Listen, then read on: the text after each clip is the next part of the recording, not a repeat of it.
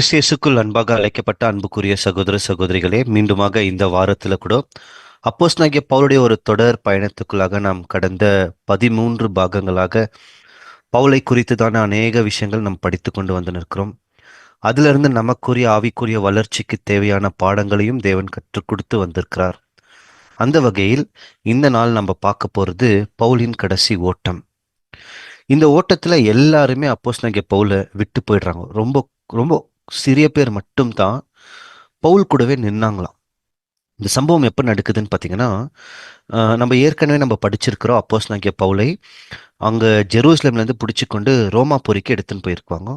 அங்கே கொண்டு போன பின்பு அவர் ரோமாபுரியில் 2 வருஷம் வீட்டிலேயே கைதியாக வைக்கப்பட்டிருந்தார்.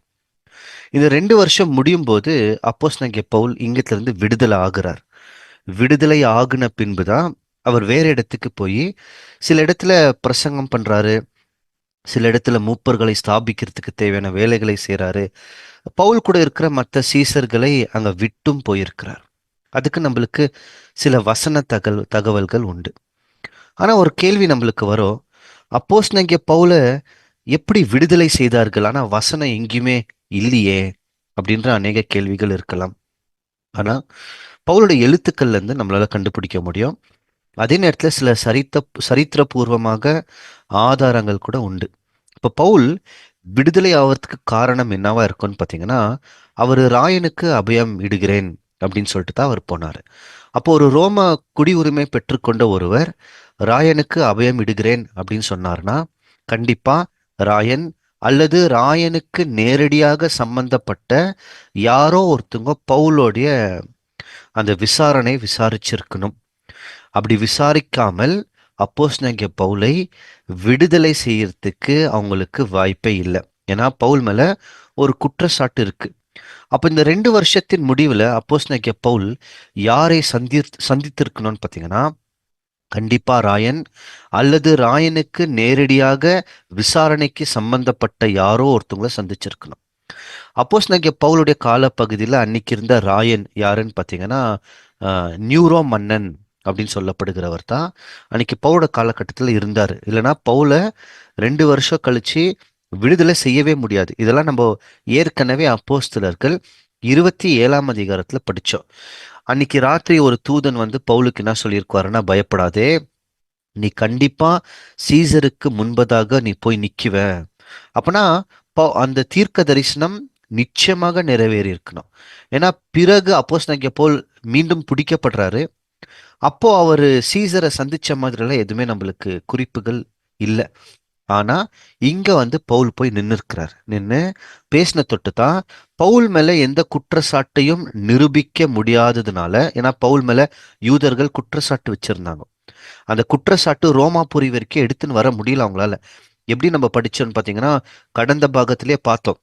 சில யூதர்கள் வந்து பவுலுடைய வீட்டுல பவுல் கிட்ட சத்தியத்தை கேட்டிருப்பார்கள். அப்போ அவங்க சொல்லுவாங்க, அந்த மாதிரி உங்க மேல ஏதோ குற்றச்சாட்டெல்லாம் எங்களுக்கு இங்க தென்படலையே, யாருமே வந்து எங்களுக்கு இங்க சொல்லலையேன்னு. அப்பனா எருசலேம்ல பவுல் மேல வைத்த குற்றச்சாட்டு இந்த இடத்துல நிரூபணம் ஆக முடியறதில்ல, நிரூபிக்க முடியல யாராலையும். இப்ப பவுலை வந்து விடுதலை செய்யறாங்க. இது அநேக சரித்திர ஆராய்ச்சியாளர்கள் கூட நம்மளுக்கு ஏறக்குறைய 4 to 5 வருஷம் வரைக்கும் அப்போஸ்தலனாகிய பவுல் வெளியே வந்திருக்கணும் விடுதலை ஆகின்ட்டு. இப்ப நம்மளுக்கு வசனபூர்வமாக ஆதாரம் இருக்கா அப்படின்னா, வசனபூர்வமாக சில ஆதாரங்கள் உண்டு. ஒவ்வொரு வசனமா நம்மளால படிக்க முடியாது. உங்களுக்கு நான் எங்க ஸ்கிரீன்ல உங்களுக்கு காமிச்சிருக்கிற மாதிரி எபேசு பட்டணம், அப்புறமா மேசடோனியா, கிரேட்டா, நிக்கோபாலிஸ், கொரிந்து, தொரோவா பட்டணம், மிலித்திஸ், பிலிப்பு, ஸ்பெயின் அப்படின்லாம் உங்களுக்கு அந்த இடத்துல நீங்க பார்த்தீங்கன்னா ஒவ்வொரு இடத்துலையும் உங்களுக்கு அதோடைய வசனங்கள் கொடுக்கப்பட்டிருக்கு. அப்போ இந்த மாதிரி இடத்துல எல்லாம் அப்போஸ்தலனாகிய பவுல் என்ன பண்ணியிருக்கிறாருன்னா, போயிருக்கிறார், அவருடைய ஊழியங்கள் நடத்திருக்கிறார். இன்னும் சொல்லப்போனா அவர் வந்து, நான் ஸ்பெயினுக்கு போனோம், நான் போற வழியில நான் ரோமுக்கு வரேன், நான் ஸ்பெயினுக்கு போறேன், நான் திருப்பி வரும்போது நான் ரோமை சந்திச்சுட்டு போறேன் அப்படின்லாம் அவர் அப்போஸ்தலனாகிய பவுல் பேசியிருக்கார். அப்போ இந்த வசனத்தின் குறிப்புகள் நம்மளுக்கு இருக்கு. பவுல் வந்து இந்த பகுதிகளுக்கு போயிருக்கணும். ஏன்னா திமோத்திக்கு எழுதின நிருபம் தான் அவருடைய கடைசி நிருபம். அவர் சாகறதுக்கு முன்னாடி எழுதப்பட்ட நிருபம் தான் திமோத்திக்கு எழுதின 2ஆம் நிருபம். அதுக்கப்புறமா அவர் மறிச்சிடறாரு. இதுல ஒரு வசனம் நம்மளால கண்டுபிடிக்க முடியும். அவர் சிறையில இருக்கும்போது தான் திமோதிக்கு ஒரு கடிதத்தை போடுறாரு. எந்த சிறைனா, இப்ப பவுல வந்து இவ்வளோ பட்டணங்களுக்கு போய் இவருடைய வேலையை செஞ்சுன்னு இருக்கிறார். ஏறக்குறைய ஒரு 4-5 வருஷம் இருக்கும். அப்புறமா பவுல வந்து திருப்பி பிடிச்சிடுறாங்க. ஏன் பிடிக்கிறாங்கன்னு அடுத்து உங்களுக்கு சொல்றேன். பவுல எடுத்துன்னு போய் இந்த முறை என்ன பண்றாங்கன்னா, வீடெல்லாம் இல்ல. அவரை வந்து ஒரு இருளான கொகை டஞ்சன் அப்படின்னு சொல்லப்படுற இடம். அங்க எடுத்துன்னு போய் அப்போஸ்தலனாகிய பவுல விட்டுறாங்க. அப்ப பவுல் என்ன பண்றாருன்னா, ஒரு நிருபத்தை திமோத்திக்கு எழுதுறாரு. அதுல என்ன சொல்றாருன்னா, நான் தொரவா பகுதியில் இருக்கும்போது இது எல்லாத்தையும் விட்டு வந்துட்டேன். என்னுடைய மேல போடுற ஒரு கோட் அங்கியையும் நான் விட்டு வந்த புஸ்தகங்களை நீ எடுத்துன்னு வான்னு சொல்லி, ஏன்னா இவர் வேக வேகமா அங்கிருந்து போன மாதிரி இருக்கு. துறவால இருந்து எதுவுமே எடுக்காம போயிட்ட மாதிரி இருக்கு. இப்ப சொல்றாரு, "நான் அதெல்லாம் விட்டுட்டேன், எடுத்துன்னு வான்னு சொல்லியிருக்கார்." வாசிக்கலாம்.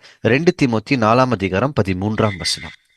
ரோவா பட்டணத்தில் இருக்கிற காற்பு என்பவன் வசத்தில் நான் வைத்து வந்த மேல் அங்கியையும் புஸ்தகங்களையும் விசேஷமாய் தோல் சுருளையும் நீ வருகிற போது எடுத்துக்கொண்டு வா. அப்போ இவர் என்ன பண்ணியிருக்கிறாருன்னா, இந்த இந்த இந்த இந்த விஷயங்கள்லாம் அங்கேயே விட்டுக்கிறார். அப்போ ஏன் விட முடியும் அப்படின்னா, சில சரித்திரத்துல நம்மளுக்கு என்ன கிடைக்குதுன்னா, அப்போஸ்தலனாகிய பவுல் வந்து தொரவா பகுதியில் இருக்கும்போது தான் அவரை கைது செய்தார்கள். அதனால அங்க இருக்கிற பொருள்கள் எல்லாம் இவரால எடுக்க முடியல. எல்லாத்தையும் விட்டு அப்படியே ஒரு இழுத்துன்னு போயிட்டு இருக்கிறாங்க. இப்போ இவரை கூப்பிட்டுன்னு போயிட்டு சிறையில போட்ட பின்பு திமோத்திக்கு சொல்லி அதை எடுத்துன்னு வர சொல்லியிருக்கிறாரு அப்படின்றது தான் அதோட குறிப்பு. சரி, ஏன் பவுல விடுதலை செய்த பின்பு மீண்டும் பிடிக்கிறார்கள்னா, அன்றைய காலகட்டத்தில் இருந்த நியூரோ மன்னன் ஒரு நாள் என்ன நடக்குதுன்னா, பார்க்க போனா இவர் போட்ட ஒரு கட்டளை தான். இவர் என்ன கட்டளை போட்டிருக்காருன்னா, கிறிஸ்தவர்களை எல்லாரையுமே சாகடிக்கிறதுக்கு, கண்டுபிடிச்சு சாகடிக்கிறதுக்கு ஒரு கட்டளை போட்டிருக்கார். அந்த கட்டளை நிறைவேற்ற கிறிஸ்தவர்களை தேடி நிற்கும் போது தான் பவுலும் மாற்றார். அதனால தான் மீண்டும் பவுலை கைது செய்து ரோமாபுரிக்கு கொண்டுன்னு வராங்க. இப்ப இங்க என்ன நடக்குதுன்னா, நியூரோ மன்னன் உடைய ஆட்சி காலகட்டத்துல ரோமாபுரியே நெருப்புனால பத்தி எரிகிறது. நிறைய அப்படியே பத்தி எரியுது. அப்போ அது ஒரு 6 நாள் எரியுது. அங்க இருக்கிற மக்கள் என்ன பண்ணிடுறாங்கன்னா, இது நியூரோ மன்னன் தான் எரிச்சிருக்கிறாரு. ஏன்னா எரிச்சிட்டு அந்த எரிஞ்சு போன நிலத்தை எல்லாத்தையும் அபகரிக்கிறதுக்கு ஒரு முயற்சி செஞ்சிருக்கிறாருன்ற ஒரு ஒரு பேச்சுவார்த்தை தொடங்கின உடனே நியூரோ மன்னன் என்ன பண்றாருன்னா, இந்த குற்றத்தை கிறிஸ்தவர்கள் மேல போட்டுறாரு. கிறிஸ்தவர்கள்ன்ற ஒரு பிரிவினை மக்கள் தான், அவங்க தான் இந்த நெருப்பு வச்சிருக்கிறாங்க. இது ஒரு வரிசை. இன்னொரு வரிசை என்ன சொல்றாங்கன்னா, கிறிஸ்தவர்கள் மேல இருக்கிற சாபத்தினால தான் ரோமாபுரி எரிகிறது அப்படின்னு சொல்லி அன்னைக்கு கிறிஸ்தவர்கள் மேல இந்த நியூரோ மன்னன் இந்த பழிய போட்டாச்சாம். இது எங்கிட்ட இருந்து இருக்கு அப்படின்னா, ரோமர்களுடைய சரித்திரத்தை எழுதுகிறவர்கள் இதை குறித்து எழுதியிருக்கிறாங்க. இது எங்கிட்ட இருந்து எடுத்திருக்கிறோன்னு கூட உங்களுக்கு நாங்கள் ஸ்க்ரீன்ல போட்டிருக்கிறோம். இந்த புஸ்தகத்தை நீங்க வாசிச்சீங்கன்னா, அந்த அதிகாரத்துக்குள்ள போனீங்கன்னா உங்களுக்கு கிடைச்சிடும். அப்ப இந்த நியூரோ மன்னன் என்ன பண்ணாருன்னா, எல்லா கிறிஸ்தவர்களையும் பிடிச்சி அவர் பத்த வச்சு ரொம்ப பயங்கரமா சாகடிச்சிருக்கிறாங்க. இவங்கள பிடிச்சி சித்திரவதை பண்ணி உயிரோட எரிச்சு சில விலங்குகள் கிட்ட இவங்களை அப்படியே உயிரோட தூக்கி போட்டிருக்கிறாங்க. அந்த விலங்குகள்லாம் இந்த இந்த மனிதர்களை, கிறிஸ்தவர்களை உயிரோட அப்படியே பிச்சு சாப்பிட்டுருக்கு. இந்த மாதிரி ஒரு காலகட்டத்துல தான் அப்போஸ்தலனாகிய பவுலும் இயேசு கிறிஸ்துவை பத்தி பிரசங்கம் பண்ணின்னு இருக்கிறார். இப்போ இந்த கட்டளை வந்த உடனே எல்லா கிறிஸ்தவர்களையும் தேடும்போது அந்த கிறிஸ்தவர்களுக்கு ஒரு நல்ல உயர்வான உயர்வான இடம்னு சொல்லும்போது பிரசங்கம் பண்ணக்கூடிய இடம். நிறைய மக்களை கிறிஸ்துவுக்கு பின்னாக போறதுக்கு செய்கிறவர் தான் அப்போஸ்தலனாகிய பவுல். இப்போ பவுலும் என்ன ஆகுறாருன்னா, பவுல் இந்த காலகட்டத்துல தான் மாற்றார். அப்போஸ்தலனாகிய பவுல புடிச்சுன்னு போய் அங்க நியாயம் விசாரிச்சுட்டு சாகடிக்கல. பவுல புடிச்சுன்னு போய் நியாயம் நியாயம் விசாரிச்சு அதுக்கப்புறமா அவர் விடுதலை ஆகி அவர் ஊழியத்தை செய்யும் போது மீண்டும் மாற்றார். இது ஒரு ஏறக்குறைய கிபி 65ல இருந்து 66 இருக்கலாம். இப்ப பவுல பிடிச்சிடறாங்க. பிடிச்சிட்டு எங்க எடுத்துன்னு போயிட்டாங்கன்னு பாத்தீங்கன்னா, இவர் தொரவா பகுதியில தான் அதிகமா மாட்டியிருக்கணும்.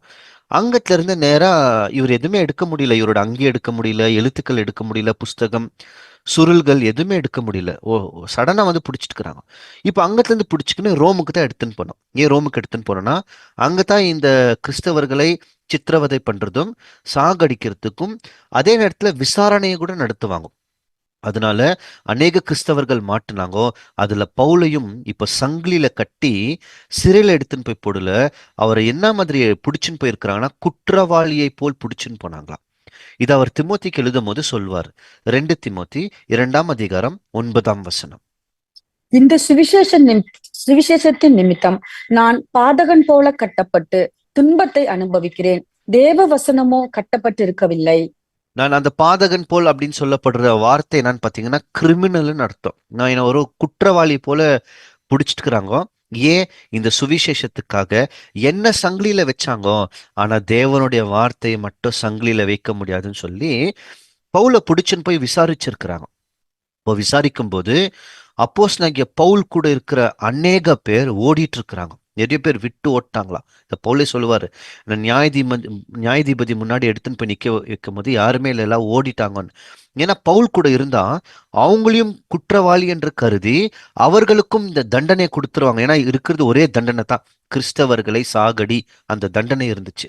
இப்ப பவுலை பிடிச்சாங்கன்னா, பவுல் கூட இருக்கிறவங்க மாட்டினாங்கன்னா அவங்களுக்கும் அந்த தண்டனை நிறைவேறும்னு சொல்லி பவுலை விட்டு ஓடிட்டு இருக்கிறாங்க நிறைய பேர். வாசிக்கலாம் 2 தீமோத்தி 4:16. நான் முதல் விசை உத்தரவு சொல்ல நிற்கையில் ஒருவனும் என்னோட கூட இருக்கவில்லை. எல்லோரும் என்னை கைவிட்டார்கள். அந்த குற்றம் அவர்கள் மேல் சுமராதிருப்பதாக. என்ன ஆயிடுச்சுங்களா? எல்லாருமே கைவிட்டாங்களா, எல்லாருமே ஓடிட்டு இருக்கிறாங்க. இவர் மட்டும் நின்று இருக்கிறார்.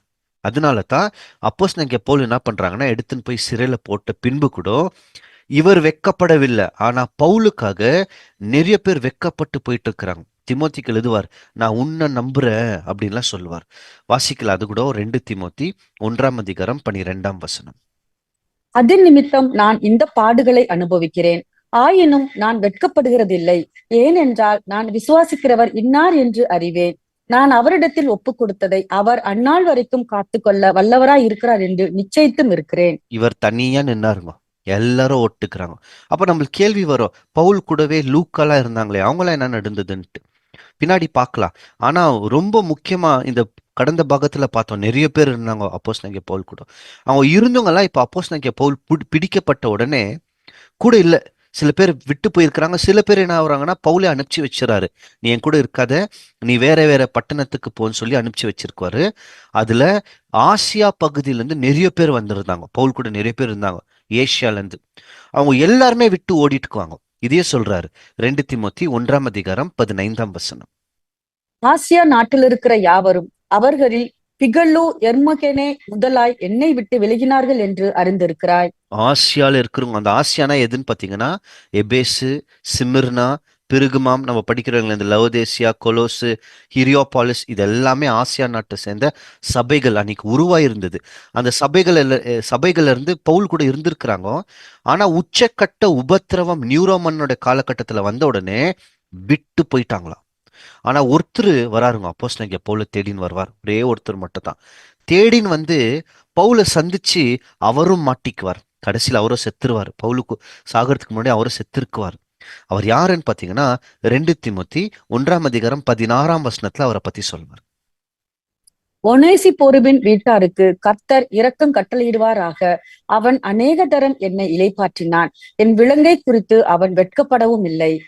வெள்ளங்க குறிச்சி வெக்கப்படவில்லை, தேடினாரா. நீங்க அப்படியே ஒரு 2-3 வசனம்லாம் மேல வாசிச்சுன்னு வந்தீங்கன்னா, இந்த ஒனேசு பிறஸ் வந்து தேடி இருக்கிறாரு, பவுல் எங்க இருக்கிறாரு, ரோமுக்கு வந்திருக்கிறார்.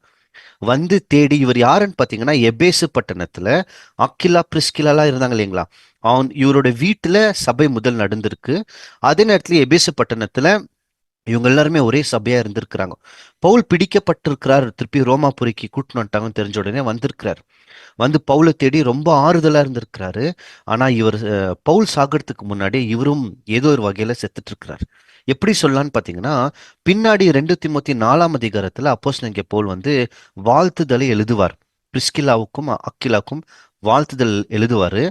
எழுதும் போது ஒனேசிமுக்கு வாழ்த்துதல் சொல்ல மாட்டார், மாறாக அவருடைய வீட்டாருக்கு சொல்வார்.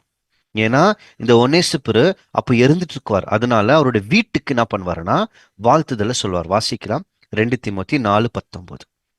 பிரிஸ்கில்லாவுக்கும் ஆக்கில்லாவுக்கும் ஒனேசு போருவின் வீட்டாருக்கும் என் வாழ்த்துதலை சொல்லு. அவருடைய வீட்டாருக்கு தான் கொடுக்குவார். ஏன்னா இவர் தான் இவரை வந்து பார்க்க வந்து நம்ம அன்னைக்கு பார்த்தோம் இல்லைங்களா, பவுல் கூட இருக்கிறவர்கள் எல்லாருமே பிடிச்சாங்க, கிறிஸ்தவர்களை எல்லாருமே பிடிச்சாங்க. இவங்கெல்லாம் எதுக்கு வெக்கப்படவில்லைன்னு பார்த்தீங்கன்னா, சுவிசேஷத்தை குறித்தும் இயேசு கிறிஸ்துவை குறித்தும் வெக்கப்படவே இல்லையா. பவுல் கூட வெக்கவே படவில்லை. அதனால அப்போஸ்தலனாகிய பவுல் என்ன சொல்வாருன்னு பார்த்தீங்கன்னா, நான் தைரியமா நிக்கிறேன், ஏன்னா எனக்கு பலத்தை கொடுத்தவர் என் கூட இருக்கிறார். அவருக்காக நான் பாடுகளை அனுபவிக்கிறதுக்கு தயார், சுவிசேஷத்துக்காக நான் பாடுகளை அனுபவிக்கிறதுக்கு தயார். 2 தீமோத்தி 1:8 எல்லாம் சொல்வார். ஆனா அப்போஸ்தலனாகிய பவுல் கூட இருந்தவர்கள் நம்ம ஒரு 9 பேர் பார்த்தோம் போன பாகத்துல. அதுல நிறைய பேர் என்ன பண்ணிட்டாங்கன்னா பவுலை விட்டு போயிட்டாங்க. கடந்த பாகத்துல ஒரு ஒரு சின்ன குறிப்பு மட்டும் தான் பார்த்தோம். பவுல் கூடவே ஒருத்தர் இருந்தார், உலகத்து மேல் ரொம்ப ஆசை வைத்தவர், யூதாசை போல் அப்படின்னு சொன்னோம்.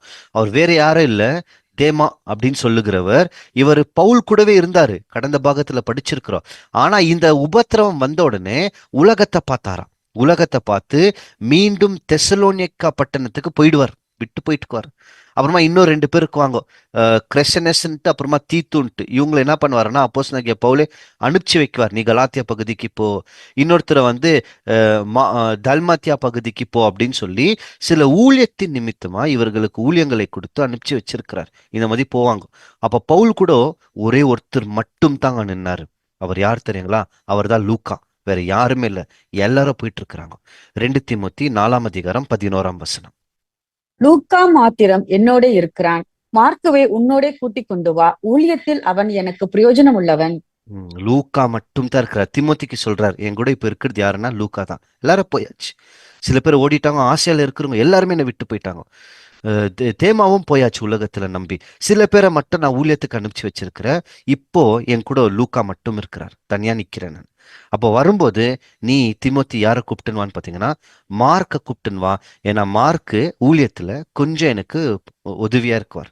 இந்த யோவான் மார்க்கை குறித்து நம்ம பார்க்கும்போது ஆரம்ப கட்டத்துல முதல் பயணத்துல வரும்போது அந்த பிரச்சனையெல்லாம் பார்க்குறாரு. பார்த்துட்டு கொஞ்சம் அவர் பின்மாற்றத்துல போற மாதிரி போயிட்டாரு இல்லைங்களா? இந்த ஜான் மார்க், யோவான் மார்க் தான் அந்த மார்க் சுவிசேஷத்தை எழுதுகிறவர். இவர் பவுலை விட்டு போன பின்பு அங்க இங்கன்னு போல இவர் என்ன பண்றாருன்னு பாத்தீங்கன்னா பேதுருவோட போய் சேர்ந்துடுறார். பேதுரு கூட சேர்ந்துக்குன்னு பேதுரு கூட ஊழியங்கள் செஞ்சுன்னு இருக்குவார். பேதுரு இவரை குறிச்சு நிறைய விஷயங்கள் பேசியிருக்குவார். அதுக்கப்புறமா இப்போ பவுல் வந்து கண்ணுக்கு தெரிகிற உபத்திரவத்துல மாட்டியிருக்கிறாரு. சொல்ல போனா ரோமாபுரியிலே மாட்டியிருக்கிறாரு. மார்க்கெல்லாம் வரவே கூடாது, மார்க் அப்படியே போயிடணும். ஆனா இப்போ இவரோட பக்குவம் எப்படி இருக்குன்னு பாத்தீங்கன்னா வந்து சந்திக்கிறார். பவுல் கூப்பிட்ட உடனே மார்க் புறப்பட்டு வந்திருக்கிறார். இத அப்போஸ்தலனாகிய பவுலுடைய இந்த நாட்களுடைய முடிவு வரும்போது அவருக்கு தெரிஞ்சிருந்துங்க, நான் செத்துறேன், கன்ஃபார்ம் பண்ணிட்டார். அதுக்கு எப்படி சொல்வாருன்னு பாத்தீங்கன்னா இயேசு கிறிஸ்துக்கு சொல்லப்பட்ட ஒரு தீர்க்க தரிசனம் இருக்கு ஏசியா புஸ்தகத்துல. அதே மாதிரி அப்போஸ்தலனாகிய பவுல் தன்னை குறித்தும் பேசியிருப்பார். 2 தீமோத்தி 4:6. ஏனென்றால் நான் இப்பொழுதே பான பலியாக வார்க்கப்பட்டு போகிறேன். நான் தேகத்தை விட்டு பிரியும் காலம் வந்தது. பான பலியாக வார்க்கப்பட்டு போகிறேன்னா என்ன அர்த்தம்னா என்னுடைய உயிர் தண்ணியை போல் ஊத்துனதுன்ட்டு. இதைத்தான் இயேசு கிறிஸ்து கூட படிக்கிறோம், அவர் தம்முடைய ஆத்மாவை மரணத்தில் ஊத்தினார். இதைத்தான் இங்கேயோ பேசுறார். பான பலி மாதிரி என்னுடைய உயிரை தேவனுக்கு ஒரு பான பலியாக நான் கொடுத்துட்டேன், நான் அப்படியே ஊத்திட்டேன்றார். ஏன்னா நான் தேகத்தை விட்டு பிரியும் காலம் வந்தாச்சு, நான் இப்போ சாவுறேன். ஏன்னா வேற வழியே இல்லை. எல்லா கிறிஸ்தவர்களையும் இப்ப துன்பப்படுத்துற காலம். இப்போ நானும் மாட்டிக்கினேன். இப்போ நான் தப்பிக்கிறதுக்கு வரல. ஏன்னா அவர் தப்பிக்கிறது நோக்கம் இல்லை, பயந்து இருக்கிற நோக்கம் கூட இல்லை. கூட மட்டும் யார் இருக்கிறாருன்னு பார்த்தீங்கன்னா லூக்கா அப்படியே பக்கத்துல நிற்கிறார். இப்போ மார்க் கொஞ்சம் நல்லா வளர்ந்துருக்கிறார், விசுவாசத்துல உறுதியா இருக்கிறார். எப்படியாவது வந்து திமோத்தி கூட சேர்ந்துக்குன்னு பவுலை பார்க்கணும். இந்த இடத்துல கூட அப்போஸ்தலனாகிய பவுல் ஏதோ ஒரு தேவனுக்காக, அவருடைய ராஜ்யத்துக்காக, சத்தியத்துக்காக திட்டம் தான் போட்டுன்னு இருக்கிறார். திமோத்திக்கு ஆலோசனை கொடுத்துன்னு இருக்குவார். நீ சத்தியத்தை குறித்து நீ வெக்கப்படாத, அதெல்லாம் பேசுவார். ஏன்னா எல்லாருமே வெக்கப்பட்டிருக்குவாங்க இந்த காலப்பகுதியில். நீ வெக்கப்படாத, நீ தைரியமாயிரு, சத்தியத்தை எப்படி எடுத்துன்னு போகலாம். ஏன்னா நான் சாக வேண்டிய நேரம் வந்தாச்சு, நல்லா தெரியுது. ஆனா நீ ஊழியத்தை நீ தொடர்ந்து பண்ணணும், நீ எப்படி இருக்கணும், மார்க்கை கூப்பிட்டணும் தான் மார்க்குக்கு சில ஆலோசனைகளை கொடுக்கலாம் அப்படின்னு சொல்லி நான் போன பின்பு கூட சத்தியம் எப்படி மற்ற மக்களுக்கு போய் சேரணும் அப்படின்ற நோக்கத்துல இருந்தாராம். பவுல் கூட இன்னும் கொஞ்சம் பேர் இருந்தாங்கோ. அவங்களாத்த என்ன பண்ணுவாருன்னு பார்த்தீங்கன்னா ஒருத்தரை வந்து எபேசுக்கும், இன்னொருத்தரை எராஸ்துஸை வந்து கொருந்து பட்டணத்துக்கோ, இன்னொருத்தரை வந்து மிலிதாஸ் அப்படின்ற இன்னொரு பகுதிக்கோ, அப்படின்னு சில பேர் அங்கங்க அனுப்பிச்சு வச்சிருக்குவார். வெவ்வேறு பகுதிகளுக்கு அனுப்பிச்சு நீங்க அங்க என்ன பண்ணுங்க, போய் சத்தியத்தை சொல்லுங்க அப்படின்ட்டு அவருடைய நிருபங்களை கொடுத்து அந்த இருட்டான குகை, ரோமன்களுடைய குகை, அங்க இருட்டுல இருக்கிறாரு, கூட லூக்கா இருக்கிறாரு, எழுதுறதுக்கு உதவி செஞ்சிருக்குவாரு. இவருக்கு தேவையான, இவருடைய உடலுக்கு தேவையான அந்த மருந்து மாத்திரைகள்லாம் இவருக்கு நேரத்துக்கு கொடுத்துனே இருந்திருக்கணும். அதுக்கப்புறமா பவுலுக்கு என்ன தெரிஞ்சிச்சுன்னா நான் சாக போறேன். பிலிப்பியர்களுக்கு கூட அவர் நிருபத்தை எழுதும் போது இத இத வந்து அழுத்தி சொல்வார். என்னுடைய நேரம் வந்தாச்சு, நான் வந்து சாக போற நேரம் வந்தாச்சுன்னு பேசியிருக்குவார். பிலிப்பியர் 2 அதிகாரம் 17 வசனம். மேலும் உங்கள் விசுவாசமாகிய பலியின் மேலும் ஊழியத்தின் மேலும் நான் வார்க்கப்பட்டு போனாலும் நான் மகிழ்ந்து உங்கள் அனைவரோடும் கூட சந்தோஷப்படுவேன். அந்த வார்த்தையில வந்து நம்மளுக்கு உயிர் பிரிகிற மாதிரி தமிழ்ல தெரியல. ஆனா ஆங்கிலத்துல பாருங்களேன் என்ன சொல்வாருன்னா, but I will rejoice even if I lose my life pouring it out like a liquid. அதாவது என்ன அர்த்தம்னா, என்னுடைய உயிரை பான பலியாக ஊத்தப்பட்டாலும் நான் சந்தோஷப்படுவேன் அப்படின்றாரு.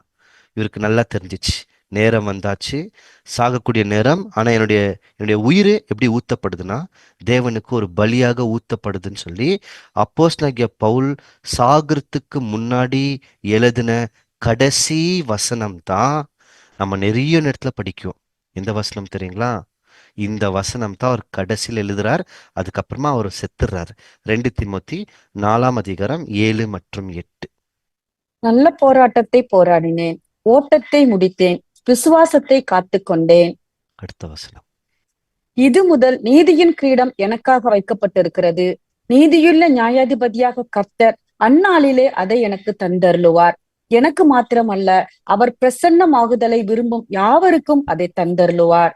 எல்லாருக்குமே தருவார். இதுதான் அப்போஸ்தலனாகிய பவுல் சாவறதுக்கு முன்னாடி எழுதின கடைசி வார்த்தை.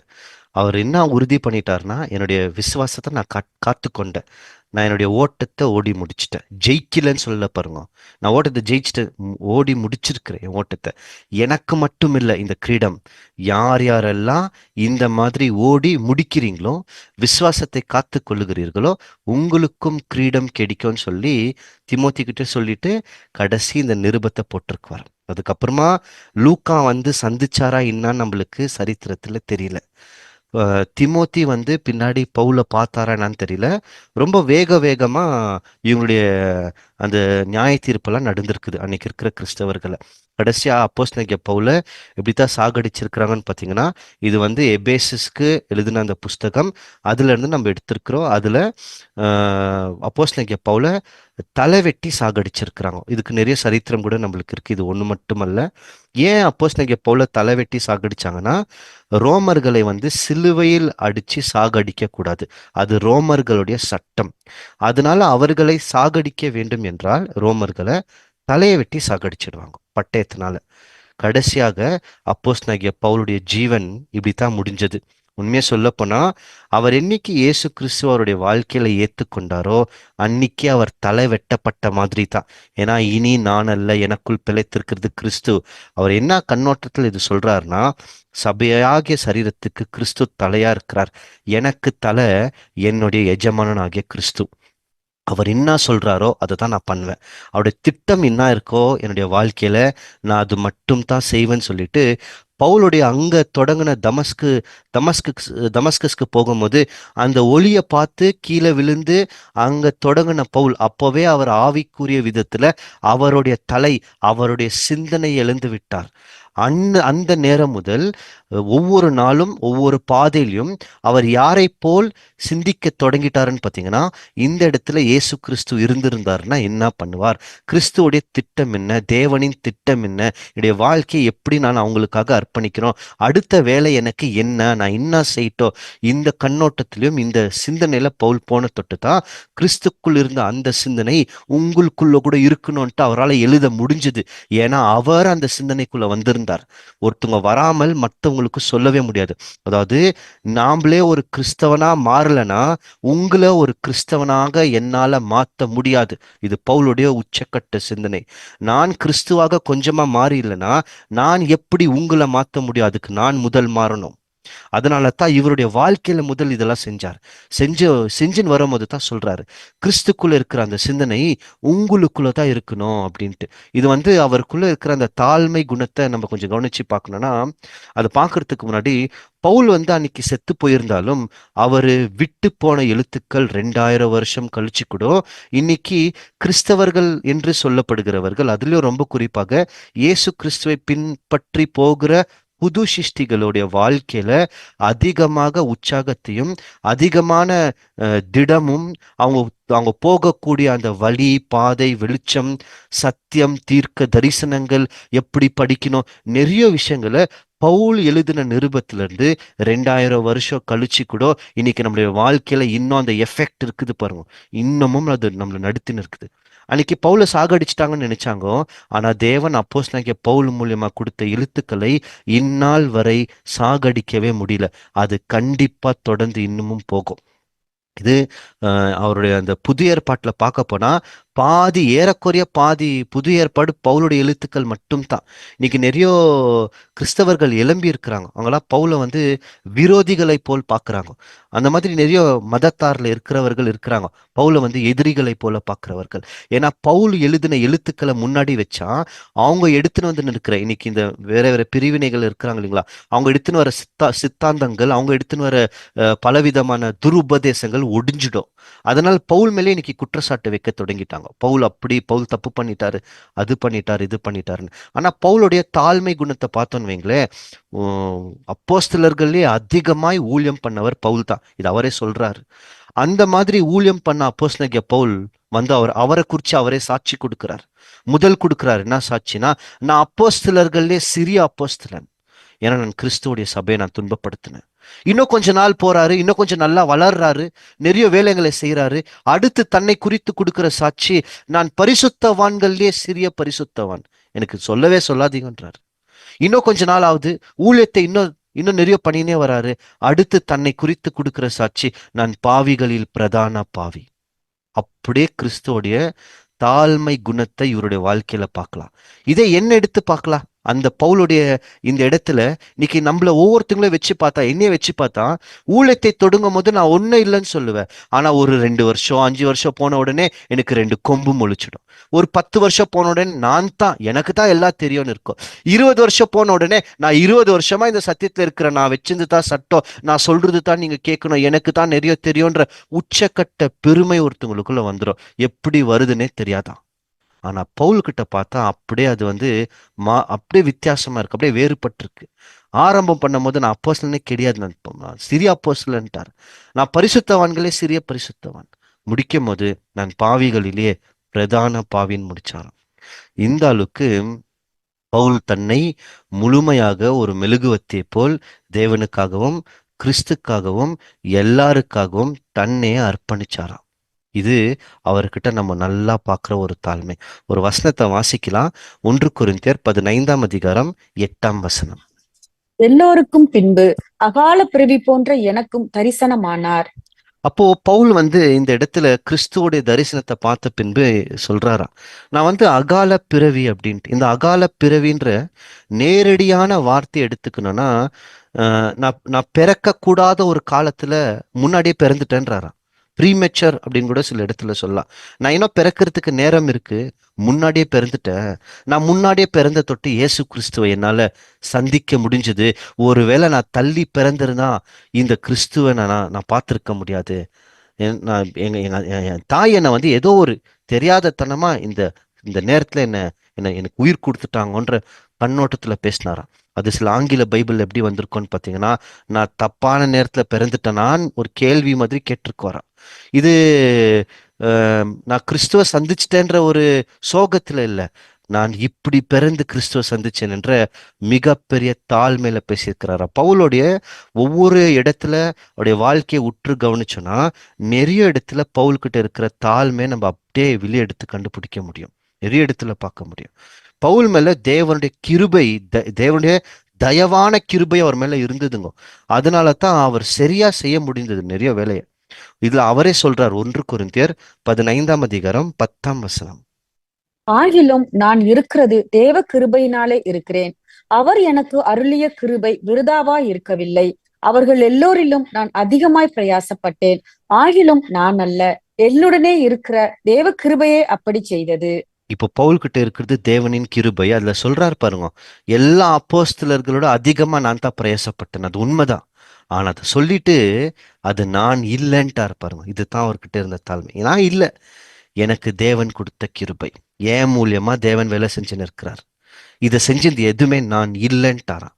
இதனால தான் அவரால் உறுதியா என்ன சொல்ல முடிஞ்சிச்சுன்னா, எனக்கு கொடுக்கப்பட்ட விசுவாசத்தை நான் காத்துக்கொண்டேன், எனக்கு வைக்கப்பட்டிருக்கிற அந்த கிரீடத்தை நான் கண்டிப்பா பெற்றுக்கொள்ளுவேன் அப்படின்னு அவர் சாக போகிற அந்த தருணத்துல அவருக்குள்ளவே துக்கம் இல்லை, சோகம் இல்லை, சந்தோஷம். என்ன என்ன என்ன என்னை கூப்பிட்ட வேலையை நான் முடிச்சிட்டேன், கண்டிப்பா நான் கிரீடத்தை வாங்கி கொள்ள போறேன். மிகப்பெரிய சந்தோஷத்துல தான் பவுல் போயிருக்கிறார். அப்போ பவுலை வந்து அந்த இடத்துல அவரை தலை வெட்டும் போது அவர் அப்படியே படுக்க வச்சுதான் வால்ல வெட்டுவாங்க. அவருடைய மனசுல என்னவா இருந்திருக்கோ பாருங்க. அவரு சோகமா செத்திருக்குவாரா அல்லது சிரிச்சு கொண்டு தன் ஜீவனை விட்டிருக்குவாரா? சிரிச்சு கொண்டு தான், மன மகிழ்ச்சியோட விட்டிருக்குவார். என்ன யோசிச்சிருக்குவார்னா, நான் இப்ப கண் மூடுறேன், நான் கண்ணை திறக்கும் போது கிறிஸ்துவை நான் பார்த்துருவேன், இது போதும், இதற்கு தான் நான் எல்லாத்தையும் குப்பன் தூக்கி போட்டு வந்தேன், அது எல்லாம் நிறைவேறுகிற இந்த நேரம், இந்த இந்த நிமிடம் என்னுடைய கண்ணில் நான் பார்க்க முடியுது அப்படின்ட்டு அவருடைய மரணத்தை பயத்தோட அல்ல, தைரியத்தோடவும் மிகுந்த மகிழ்ச்சியோடும் எதிர்கொண்டு போயிருக்குவார். இந்த மாதிரி இருந்துதான் என்னுடைய ஊழியத்தின் நாட்கள் எல்லாம். இப்போ உங்களுக்கு சில சார்ட் எல்லாம் கொடுக்குறோம். இது வந்து நீங்க உங்களுடைய பவுலை குறித்து நீங்க இன்னும் படிக்கும் போது இதெல்லாம் உங்களுக்கு பிரயோஜனமாகும்.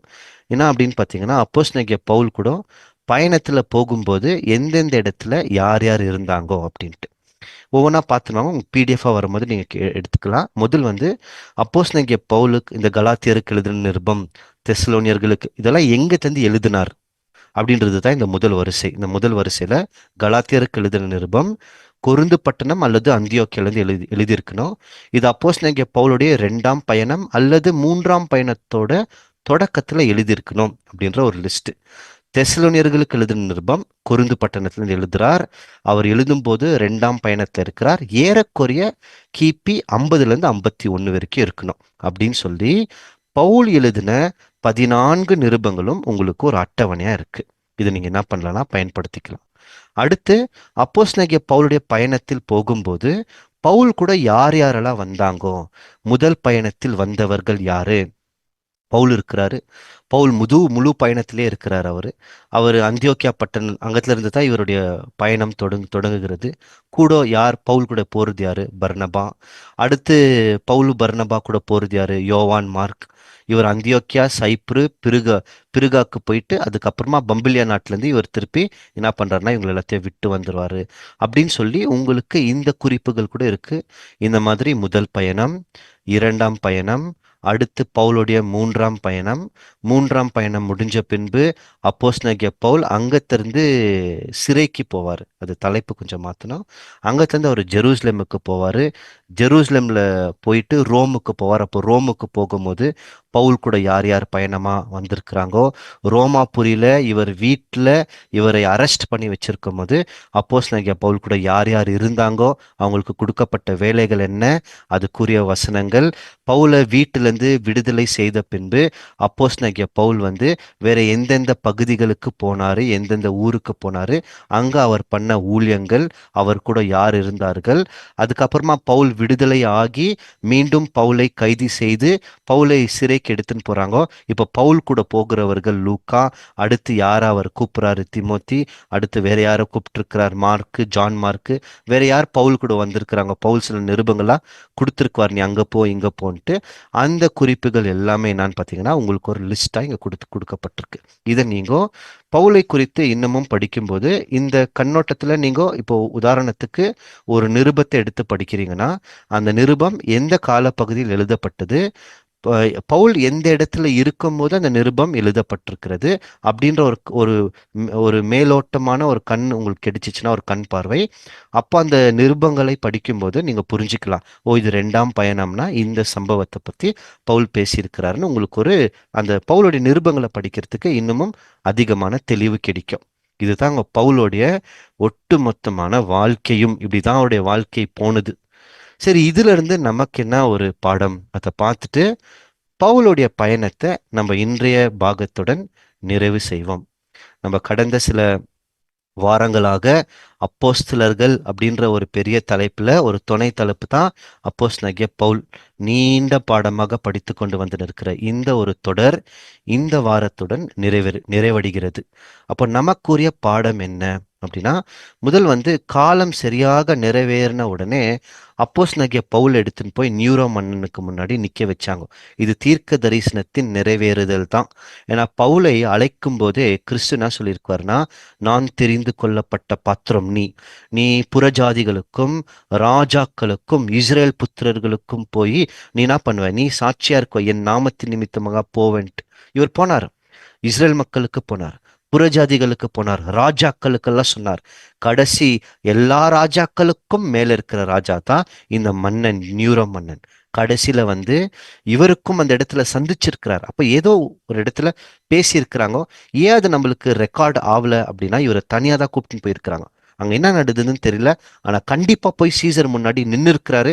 அதுக்கு நம்மளுக்கு இருக்கிற ஆதார வசனம் அப்போஸ்தலர்கள் 27 24. அவ்வளோ உபத்திரவம், கப்பல் சேதம், அங்கத்திலிருந்து இவர் பிடிக்கப்பட்டு 2 வருஷம் எடுத்துட்டு நின்று கடைசியா நியூரோ மன்னன்ட்ட நின்னா கூட தேவனுடைய திட்டம் என்ன இருக்கோ அதுதாங்க நடக்கும். இவரை தேவன் விடுதலை செஞ்சு எபேசு பட்டணம், மாசிடோனியா, கிரேட்டா, நிக்கோபாலிஸ் அப்படின்னு பகுதிகளுக்கெல்லாம் அனுப்பிச்சு இன்னும் ஊழியத்தை தொடங்கினார். இதுல இருந்து நமக்கு என்ன பாடம் அப்படின்னா, எப்படி அப்போஸ்தலனாகிய பவுல் ஒரு தெரிந்து கொள்ளப்பட்ட பாத்திரமா இருந்தாரோ, மற்றவர்களுக்கு சாட்சி கொடுக்கறதுக்கு அவரை ஏற்படுத்தினாரோ, புது சிருஷ்டிகளா இருக்கிற நாம் கூட தெரிந்து கொள்ளப்பட்ட பாத்திரம் தான். அந்த பாத்திரத்துக்குள்ள தான் தேவன் தம்முடைய பரிசுத்தாவியை நம்மளுக்குள்ள ஊத்திருக்கிறார். அநேக நேரத்துல பவுலை போல் நாம் கூட நிறைய விதத்தில் நொறுக்கப்படலாம், நிறைய எதிர்ப்புகளை சந்திக்க நேரிடலாம். நம்ம எதிர்பார்த்து போயின்னு இருக்கிறது தக்க நேரத்துக்கு வராமல் இருக்கலாம், இதெல்லாம் நடக்கலாம். ஆனா ஒன்றை மட்டும் நம் கவனத்தில் வைக்கணும்னா, என்ன கருதணும்னு பார்த்தீங்கன்னா, நம்ம என்ன பண்ணாலும் தேவனின் திட்டம் கண்டிப்பா தோல்வியை மட்டும் சந்திக்காது, அது நிறைவடைஞ்சிடும். சில நேரத்துல நம்ம என்ன நினைக்கிறோம்னா, தேவன் என்னை ஆபத்திலிருந்து காப்பாத்துவார் அப்படின்னு நினைக்கிறோம். ஆனா தேவன் நம்மள ஆபத்திலே வைத்து காப்பாத்துவார். அது எப்படி புரிஞ்சுக்கலான்னு பார்த்தீங்கன்னா, ஆபத்திலிருந்து காப்பாத்துறது ஒரு வகை, ஆபத்திலே வைத்து காப்பாத்தினே இருக்குவார். ஆபத்திலே இருக்கோ ஆனால் ஜீவன் மட்டும் பறித்து போகாது, காப்பாற்றப்பட்டுனே இருக்கும். பவுல் தான் 2 வருஷம் ஆபத்திலே இருக்கிறாரு, ஆனா அவர் மேல ஒரு துரும்பு கூட படுக்கல. ஏன் அப்படி பண்றாருன்னா, இன்னும் பெரிய வேலை இருக்கு பவுலுக்கு, போய் அடுத்த வேலைகள் பண்ணோம். அந்த வேலைக்காக காப்பாற்றப்பட்டார். பவுல சங்கிலியில போட்டு கட்டி வைத்தாலும் தேவன் கொடுத்த வார்த்தைகளை சங்கிலினால கட்ட முடியல. இன்னைக்கு நம்மளுக்கும் அதே மாதிரி தாங்க. நம்முடைய இன்னைக்கு புது சிருஷ்டிகளாய் இந்த ஓட்டத்துல ஓடின்னு இருக்கிற ஒவ்வொருத்தங்களும் ஏதோ ஒரு வகையில கட்டப்பட்டிருக்கலாம். உடல் ரீதியான பலவீனங்கள், பண கஷ்டங்கள், தேவைகள், மன நிம்மதி இழந்து போனவர்கள், எதுவுமே இல்லாதவர்கள் அப்படின்னு ஏதாவது ஒரு வகையில கட்டப்பட்டிருக்கலாம். ஆனா நீங்கள் போடுகிற வசனத்தின் விதையை யாராலையும் கட்டுப்படுத்தவே முடியாது. அது எங்கேயாவது யாருக்காவது போய் தன் கிரியை செய்துரும், அது யாராலையும் கட்டி வைக்க முடியாது. ஆனா போடாமல் இருந்தோம் என்றால் அது நம்மளுடைய தவறு. அந்த வார்த்தைகளை நாம் போட்டு விட்டோம் என்றால், மற்றவர்களுடைய மனதில் போட்டு விட்டோம் என்றால், தேவன் அதை விளைய செய்வார். நம்ம கட்டப்பட்டிருக்கலாம், ஆனா அந்த ஜீவனுள்ள வார்த்தைகள் அது தொடர்ந்து போயினே இருக்குமா. பவுல் அவருடைய வாழ்க்கையில அநேக உபத்திரவத்தை அனுபவிச்சாலும் அவர் என்ன யோசிச்சாருன்னா, நான் பெறப்போகிற மேன்மையை காட்டிலும் இந்த உபத்திரவம் ஒண்ணுமே இல்லைனாராம். அதுதாங்க உண்மை. நமக்கும் அதுதான். நம்மளுடைய வாழ்க்கையில நிறைய உபத்திரவத்தை நம்ம இந்நாள் சந்திச்சு நிற்கலாம். ஆனா நமக்காக வைக்கப்பட்டிருக்கிற மேன்மையை காட்டிலும் இன்னைக்கு இந்த தாத்காலிகமான உபத்திரவம் ஒண்ணுமே கிடையாது. வாசிக்கலாம், ரோமர் 8 அதிகாரம் 18. ஆதலால் இக்காலத்து பாடுகள் இனி நம்மிடத்தில் வெளிப்படும் மகிமைக்கு ஒப்பிடத்தக்கவைகள் அல்லவென்று எண்ணுகிறேன். இந்த காலத்துக்கு என்னன்னா பாடுனா நீங்க வச்சுக்கோங்க, அந்த பாடுன்ற லிஸ்ட் வரிசையில நீங்க என்னன்னா போட்டுக்கோங்க. இப்போ படுகிற பாடு இனி வரப்போற மகிமைக்கு அது அது ஒப்பே பண்ண முடியாது. ஏன்னா அந்த மகிமை அவ்வளோ பெரிய மகிமை. இதெல்லாம் தான் பிடிச்சாங்க. பிடிச்சிட்டு அந்த பாதையை விடாமல் போயினே இருந்தார். நமக்கும் அதே தான். நமக்கும் இந்த பாதை வைக்கப்பட்டிருக்கிறது. உலகத்துல இருக்கிற என்ன விதமான சக்தியா இருக்கட்டும், எதனா இருக்கட்டும், வந்தாலும் இந்த பாதையை மட்டும் நம்ம விட்டு போகக்கூடாது. நம்ம இங்க இருக்கிறோம் இல்லைங்களா, இவ்வளவு சத்தியங்களை கேட்டுன்னு இருக்கிறது இதெல்லாம் ஏதோ இதர்ச்சி அல்ல, ஏதோ ஆக்சிடென்ட்னு சொல்லுவாங்க பாருங்க, ஏதோ நான் வந்துட்டேன்ட்டு. இதர்ச்சியில் இதெல்லாம் தேவனின் தெய்வீக டிசைன் தான் சொல்லணும். அவருடைய வரைபடம் அவர் போட்டு வச்சிருந்தார். இந்த நேரத்துல நாம பவுலை பத்தி படிக்கணும், அவர்கிட்ட நம்ம இது தெரிஞ்சுக்கணும் அப்படின்னு சொல்லி தேவன் போட்ட திட்டத்துக்கு இசைவா தான் நம்ம வந்திருக்கிறோம். அப்ப நம்மளை கூப்பிட்டு இருக்கிறார்னா நம்முடைய வாழ்க்கை மற்றவர்களுக்கு ஒரு சாட்சியாக இருக்கணும். அந்த சாட்சி நம்முடைய வாழ்க்கை போய் முடியும் போது மகிமையில போய் முடியும். அன்னைக்கு ஏரோது ஏரோதுல நியூரோ மன்னன் எல்லாரையுமே சாகடிச்சாலிங்களா? அவனுடைய நோக்கம் யாரா இருந்தது பாருங்க, கிறிஸ்தவர்கள். அவங்கதான் அவனுடைய நோக்கம். இது நியூரோ மன்னன் சாத்தானுக்கு கிடைச்ச நல்ல பாத்திரம், நல்ல பாத்திரம். அவன் ஆரம்பத்திலிருந்தே காயினை பயன்படுத்தினா, பாரோன் ராஜாவை பயன்படுத்தினா, ஏரோதை பயன்படுத்தினா, இப்போ இன்னொரு மன்னன் நியூரோ கிடைச்சிருக்கிறான். ஓ, கிறிஸ்துக்கு பின்னாடி கிறிஸ்து தான் ஸ்திரீன் வித்து சாகடிச்சா, அவருக்கு பின்னாடி இன்னும் நிறைய வித்துக்கள் வந்துன்னு இருக்கிறீங்களான்னு இன்னொரு ராஜா வரான். அந்த ராஜாவை வைத்து சபையவே அழிக்க பார்த்துருந்தான். சபையை எல்லாருமே பிடிச்சி எல்லாரையும் சாகடிங்க, பிடிங்க, அவங்கள கைதி பண்ணுங்க, இருட்டுல தூக்கி போடுங்க. பவுலோடைய ஆரம்பத்தில் சவுலா இருக்கும்போது அவர் என்ன பண்ணாரோ முடிவுல அவருக்கும் அப்படியே நடக்குது பாருங்க. என் நாமத்தின் நிமித்தமாக நீ எவ்வளோ துன்பப்படுத்தப்படணும்னு நீ தெரிஞ்சுக்க வேண்டிட்டு அப்படியே நடந்தது. பவுலை பிடிக்கிறாங்க. இப்போ அவர் எடுத்துன்னு போய் மற்றவர்களை போட்டாரு சிறையில, இப்ப பவுலை போடுறாங்க. கடைசி காலகட்டத்தில் அவர் நினைக்கல, ஓ நான் அன்னைக்கு பண்ணதுக்கு தேவன் எனக்கு பழிக்கு பழி வாங்கினாரெல்லாம் நினைக்கல. ஆனா அது நடக்கல. ஆனா இப்படிதான் பவுலுடைய மரணம் நிகழ வேண்டும். ஏன்னா சாத்தான் பார்த்துட்டான் அப்போஸ்தலனாகிய பவுல. இவரை விட்டா நிறைய பேரை மாத்தினே இருக்கிறார். இவரை சாகடிச்சிடணும், பரவாயில்ல, ஒரு வித்து போனா போது, ஒரு வித்து 1,44,000 மாறினா போதும், அவர் நிறைய பேரை மாத்துறதுக்கு முன்னாடி. இதெல்லாம் தந்திரமா அவன் யோசிச்சா, ஸ்திரீன் வித்தை நசுக்கணும். அதனால எல்லா கிறிஸ்தவர்களையும் பிடிச்சாங்கோ. பவுலும் அதுல மாற்றாரு. ஆனா மாட்டுன அப்போஸ்தலனாகிய பவுல் எந்த இடத்துலயோ வெக்கப்படவும் இல்லை. எனக்கு இந்த சுவிசேஷத்தை பத்தி ஒண்ணுமே தெரியாது, என்னை தயவு செஞ்சு விட்டுடுங்க, நான் ஓடிடுறேன்னு சொல்லல. மரணத்தை எதிர்கொண்டு தைரியமா போனார், சந்தோஷமா போனாரா. அதனால தான் அவர் இதை உறுதியா சொல்ல முடிந்தது. 2 தீமோத்தேயு 2:9. இந்த சுவிசேஷத்தின் நிமித்தம் நான் பாதகன் போல கட்டப்பட்டு துன்பத்தை அனுபவிக்கிறேன். தேவ வசனமோ கட்டப்பட்டு இருக்கவில்லை. இந்த சுவிசேஷத்துக்காகவே இவரை பிடிச்சிட்டாங்க, கட்டப்பட்டாங்க. பிடிச்சி அந்த பாதகனை போல் ஒரு கிரிமினல் மாதிரி எடுத்துன்னு போய் வச்சுட்டாங்களாம். நீயும் அதே மாதிரி சாகுன்ட்டு. ஆனா இவர் என்ன, அங்க இவரை இந்த டஞ்சன்ல, இந்த இருட்டான கொகையில போட்ட பின்பு கூட இவர் மனசோர்வே அடியிலையே. அங்க கூட ஒரு திட்டத்தை போட்டுன்னு இருக்கிறார். தேவனுடைய சத்தியத்தை அடுத்து என்ன பண்ணலாம், அடுத்து எங்க எடுத்துன்னு போலாம். அந்த மாதிரி உண்மையாய் இந்த ஓட்டத்துல நம்ம ஓடின்னு இருக்கிறோம்னா, இந்த இந்த இவரை எடுத்துன்னு போய் இருட்டுல போட்ட மாதிரி நம்மளுடைய வாழ்க்கை சில நேரத்துல இருளான பகுதியில போனா கூட ஏதோ ஒரு காலகட்டத்துல நம்மளுடைய மனசு என்ன தெரியுங்களா யோசிக்கும், அடுத்து தேவனுடைய திட்டத்துக்காக நான் என்ன செய்யலாம், அடுத்து என்ன பண்ணலாம், அடுத்து எப்படி, அடுத்து அவருடைய திட்டத்தை எப்படி என்னுடைய வாழ்க்கையில நகர்த்துன்னு போலாம் அப்படின்ற அந்த பக்குவமும் அந்த திங்கிங், அந்த சிந்தனை ஒருத்தவங்களுக்குள்ள வந்துச்சுன்னு வைங்களேன், அவங்க புது சிருஷ்டியாக வளர்ந்துன்னு இருக்கிறாங்கன்ற ஒரு பெரிய அறிகுறி. ஆனா அதை யோசிக்காமல் கஷ்டத்தையே, ஒரு சின்ன கஷ்டத்தை, துரும்பை போல இருக்கிற கஷ்டத்தை மலை மாதிரி வச்சு பார்த்தா நம்மளுடைய ஓட்டத்தையே நம்ம மறந்துடுவோம். இதெல்லாம் பவுல்கிட்ட கத்துக்கலாம். இவர் அதை ரொம்ப ரொம்ப ரொம்ப அழகா பண்ணாராம். நாம கூட சில நேரத்துல மற்ற மக்கள்னால நியாய தீர்ப்பு செய்யப்படுவோம். தப்பு தப்பா நம்ம மேல ஏதாவது சொல்லிடுவாங்க, நம்மளை தூசிப்பார்கள், நம்மளை ஏதாவது ஒரு வகையில ஃபோர்ஸ் பண்ணுவாங்க, தள்ளுவாங்க, இல்ல நீ இது பண்ணியே பண்ணணும்ட்டு. பவுலை போல் நம்மள கூட ஏதோ ஒரு வகையில வீட்டிலேயோ குடும்பத்திலேயோ எதோ எங்கேயோ கட்டிடுவாங்க, கட்ட வச்சிருக்குவாங்க. ஆனா ஆரம்பத்திலே சொன்ன மாதிரி இந்த சுவிசேஷத்தின் வார்த்தை மட்டும் தொடர்ந்து போயினே இருக்கும். அப்ப யோசிக்குவோம், நான் இயேசு கிறிஸ்து பின்னாடி வந்தா எனக்கு ஏன் இந்த மாதிரி செய்யறார்கள் அப்படின்னு யோசிக்கும் இல்லையா?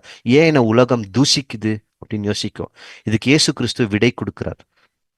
என்ன சொல்றாருன்னு பாத்தீங்கன்னா, எஜமானனை காட்டிலும் ஊழியக்காரன் பெரியவன் அல்ல, இந்த உலகம் என்னை பகைத்தது, அதனால உங்களையும் பகைக்கும் தான் சொன்னாரு. இந்த உலகம் என்னுடைய வார்த்தைக்கு செவி கொடுத்தது என்றால் நீங்க சொல்றது கூட கேட்கும்.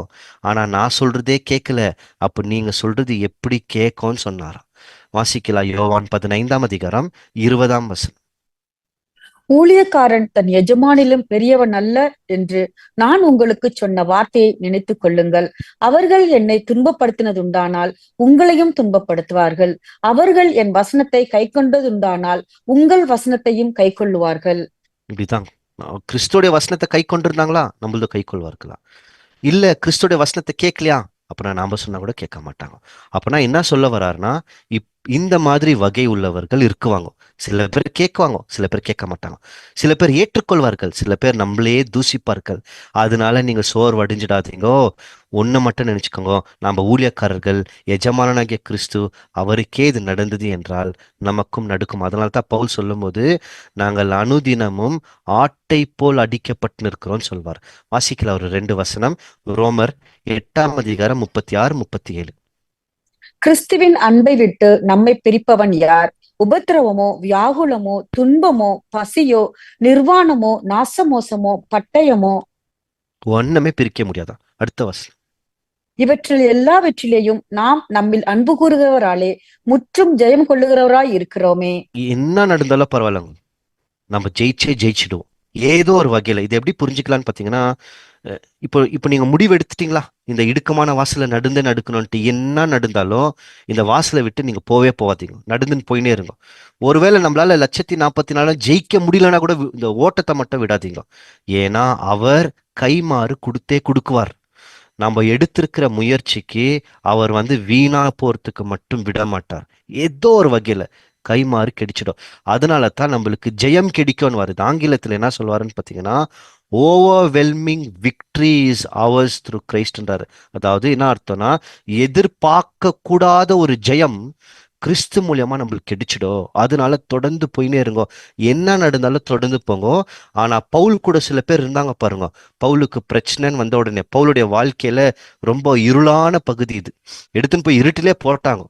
அவரு இதுக்கு முன்னாடியாவது ஏதாவது குற்றச்சாட்டை வச்சு பிடிச்சுன்னு இருந்தாங்க. இப்ப குற்றச்சாட்டெல்லாம் ஒண்ணும் இல்லை, எல்லாரையும் புடி, பவுலியோ புடி, இப்படி ஆயிடுச்சு. இந்த சூழ்நிலை வரும்போது கூட சில பேர் புரிஞ்சுக்கினாங்க, நானும் அப்போஸ்தலனாகிய பவுல் கூட இருந்தா எனக்கோ கெட்ட பேர், நானும் மாட்டுவேன், நானும் சாகுவேன் அப்படின்னு சில பேர் விட்டு ஓடினாங்க இல்லைங்களா. அந்த மாதிரி கூட நானும் கூட இருக்கலாம், அல்லது நம்மளை சுத்தி கூட மக்கள் இருக்கலாம். எப்படின்னா, உங்களுக்கு ஒரு பிரச்சனை வந்தது, அந்த பிரச்சனையில கிறிஸ்து நிமித்தமா நீங்க நின்று இருக்கிறீங்க, உங்க மேல ஒரு குற்றச்சாட்டு வைக்கப்பட்டு உங்களுக்கு அவமானம் வந்திருக்குதுன்னா, நீங்க யாருன்னே தெரியாது நான் உங்களை மறுதளிச்சுட்டு போகிறவனா கூட இருக்கலாம். அல்லது நமக்கு அந்த சூழ்நிலை வரும்போது நம்மளை சுத்தி இருக்கிறவர்கள் நம்மளை கைவிட்டு போகிறவர்களா கூட இருக்கலாம், யாருன்னே தெரியாது. ஏன் அப்படின்னா, கிறிஸ்து நிமித்தமா வர அந்த வெக்கப்பட்டுறாங்க. இயேசு கிறிஸ்துவோட சுவிசேஷத்துக்கு வெக்கம். இதான் கிறிஸ்து சொன்னாருங்க, என்னுடைய நாமத்துக்காக நீங்க வெக்கப்பட்டீங்கன்னா நீங்க யாருன்னு நான் தெரியாதுன்னு சொல்லியிருக்குவார். இந்த மாதிரி வெக்கப்பட்டு போகிறவர்கள் கண்டிப்பா சபைக்குள்ள ஒரு நாள் இல்ல ஒரு நாள் இருக்குவாங்க. ஆனா இன்னொருத்தர் இருந்தார் பாருங்க, இந்த ஒனேசிஃபோரஸ்ன்ட்டு, அந்த மாதிரி கூட இருக்குவாங்க. பவுல தேடுறார், எங்க எங்கன்னு தேடுறார். தேடி பவுல கண்டுபிடிச்சு அவரை சந்திச்சிருக்கிறாரு. அப்புறமா அவரும் ஏதோ ஒரு வகையில மாட்டி பவுல் சாகிறதுக்கு முன்னாடி அவரை மறிச்சிருக்கிறார். அந்த மாதிரி கூட நீங்களும் இருக்கலாம், நானும் இருக்கலாம், அல்லது நம்ம கூட இருக்கிற சகோதர சகோதரிகள் கூட இருக்கலாம். ஒரு சகோதரனுக்காக ஜீவனை கொடுக்கிற சகோதர சகோதரியா கூட இருக்கலாம். இதெல்லாம் ஏன் சொல்ல வரார் அப்படின்னு பாத்தீங்கன்னா, சபைக்குள் இதுதான் நிலவரம். நிறைய பேர் நம்ம என்ன நினைக்கோம்னா, சத்தியத்தை கேட்ட எல்லாருமே பாலுன்னு நினைக்கும், சுத்தம்னு நினைக்கும். அந்த சிந்தனை நல்ல சிந்தனை தான். ஆனா தேவன் என்ன காமிக்கிறார்னா, எல்லாரும் அல்ல. சில பேர் இப்படியும் இருக்குவாங்க, சில பேர் அப்படியும் இருக்குவாங்க. அதாவது நல்லவர்களாகவும் இருக்குவாங்க, கெட்டவர்களும் இருக்குவாங்க. அஹ் கெட்டவர்களாய் விட்டு போகிறவர்களை பார்த்து நீங்க சோர்ந்து போவாதீங்கோ. அதான் அதோடைய பதிலே. நல்லவர்களா இருக்கிறத பார்த்து இன்னமும் கத்துக்கொள்ளுங்க.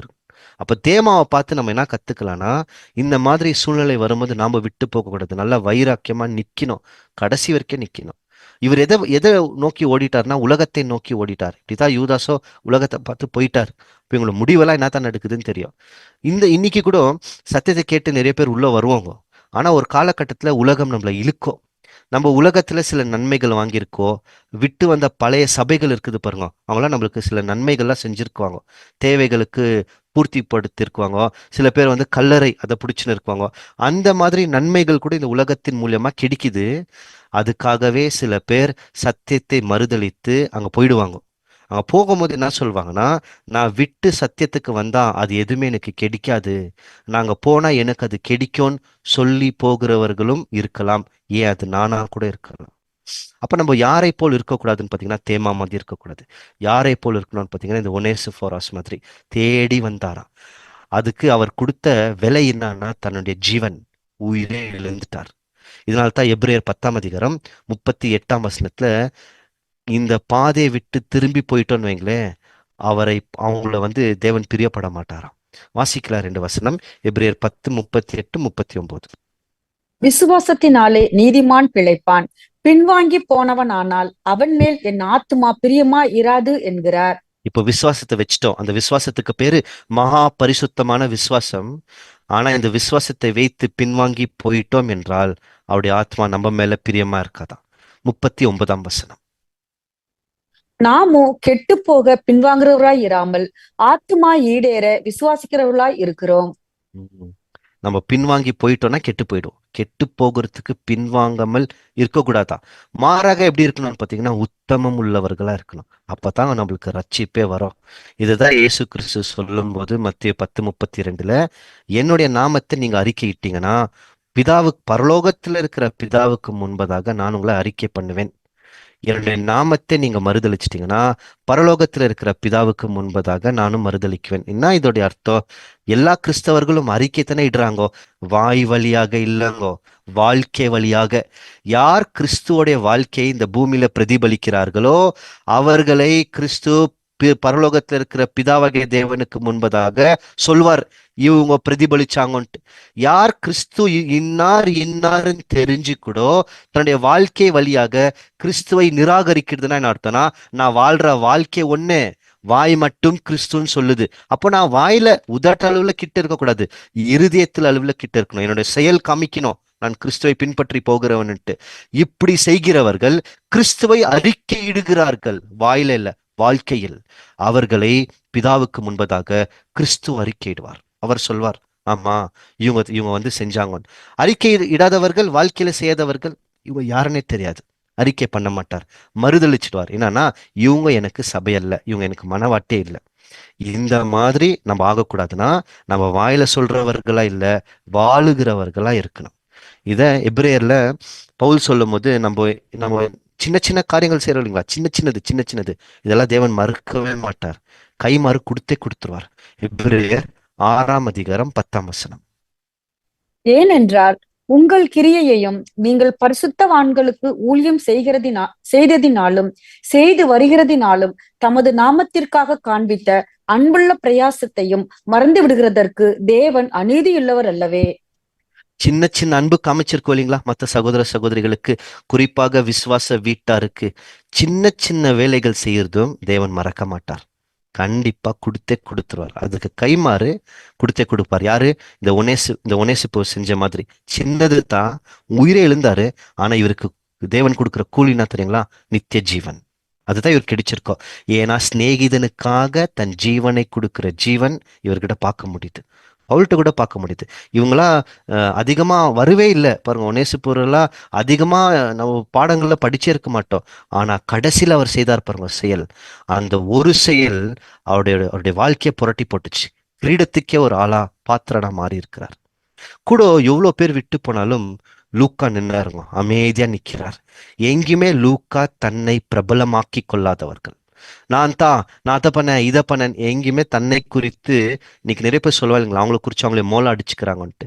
எதுவுமே பண்ணலாங்க, அமைதியா நிக்கிறார். எல்லாரும் போயிட்டாங்க, உத்தமனா நிக்கிறார், விசுவாசமா நிக்கிறார். லூக்கா சுவிசேஷத்தை எழுதுறார், அப்போஸ்தலர்களுடைய நிருபத்தை எழுதுறார். பவுல் எல்லாருமே போன பின்பு கூட இவர் பக்கத்திலே நிக்கிறார்.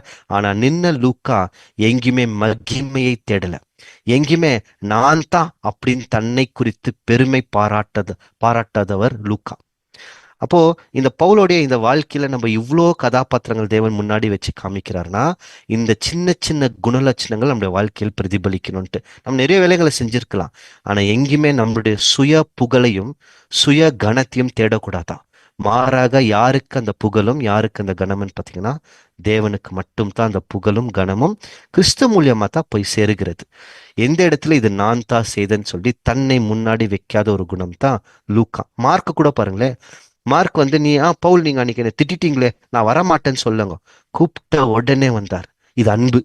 அதோ எப்படி வராருன்னா, உபத்திரவம் வரோன்னு நினைச்சு போயிட்டாரு, இப்ப உபத்திரவமே இருக்கு ஆனாலும் வரத்துக்கு முன்னாடி வந்தாராம்.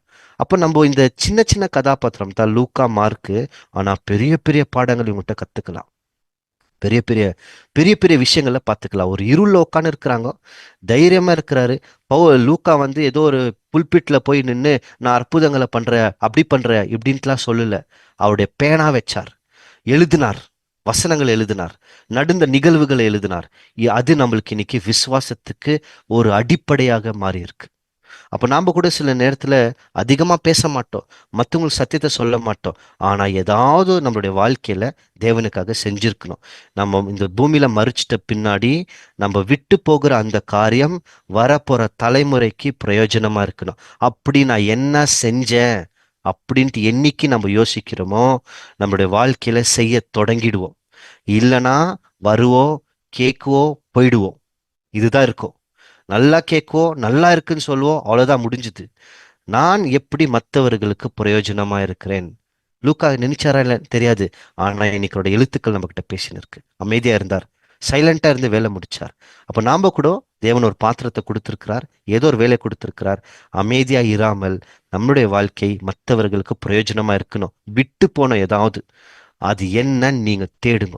நீதிமொழிகள் 17ஆம் அதிகாரம் 17ஆம் வசனம்.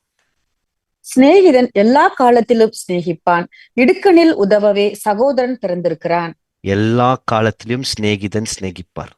உண்மையான சிநேகிதர்களா இருந்தா கண்டிப்பா சிநேகிப்பார்கள் சத்தியத்தில். இப்போ பவுல் வந்து அவருடைய கடைசியில அவர் நான் சாக போறேன்னு தெரிஞ்ச உடனே அவருடைய உயிரை எப்படி சொல்லிட்டாருன்னு பாத்தீங்கன்னா, நான் பான பலியாக கொடுக்கிறேன் அப்படின்னாரு. அதாவது முழுமையான அர்ப்பணிப்புங்க. அதுதான் இந்த பான பலின்னு பவுல் சொல்றாரு இல்லைங்களா. இது என்னாகமம் 15ஆம் அதிகாரத்தில் சொல்லப்பட்ட நியாய பிரமாணம். அன்னைக்கு தேவனுக்கு பலி செலுத்தும் போது அங்க இருக்கிற அந்த அந்த பலிப்பீடத்துல என்ன பண்ணுவாங்கன்னு பாத்தீங்கன்னா, இந்த மாதிரி ஊத்துறது உண்டு.